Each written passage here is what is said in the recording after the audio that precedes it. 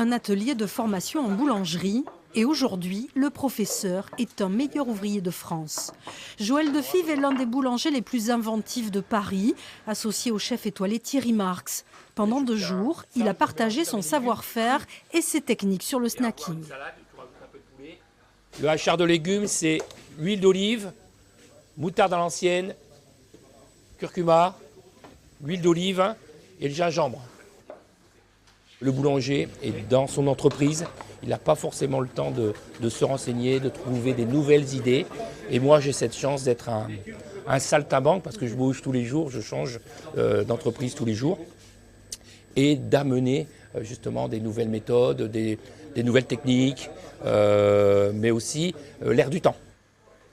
Le snacking, c'est-à-dire les sandwichs, salades, quiches ou pizzas, peut représenter jusqu'à 60% du chiffre d'affaires d'une boulangerie.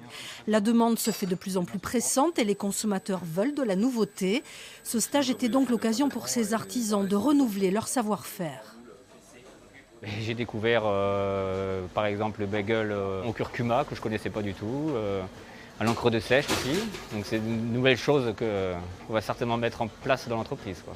Il n'y a rien de mieux qu'un MOF, on va dire.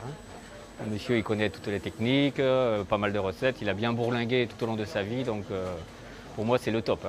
Un stage organisé par la Cité du Goût et des Saveurs de la Chambre des métiers des Pyrénées-Atlantiques. Des formations destinées aux professionnels qui veulent évoluer dans leur pratique. Les artisans sont toujours en quête de nouveaux goûts, d'autant plus que la clientèle est aussi en quête de ces nouvelles choses. Aujourd'hui, toutes les boulangeries font du snacking et il y a une forte demande justement pour varier, pour ne pas toujours présenter la même chose aux clients. Et les clients deviennent de plus en plus exigeants aussi par rapport à ça. Un résultat à la hauteur des plus grandes boulangeries. Des encas sous toutes les formes, de toutes les couleurs et de toutes les saveurs qui se retrouveront bientôt dans les vitrines béarnaises.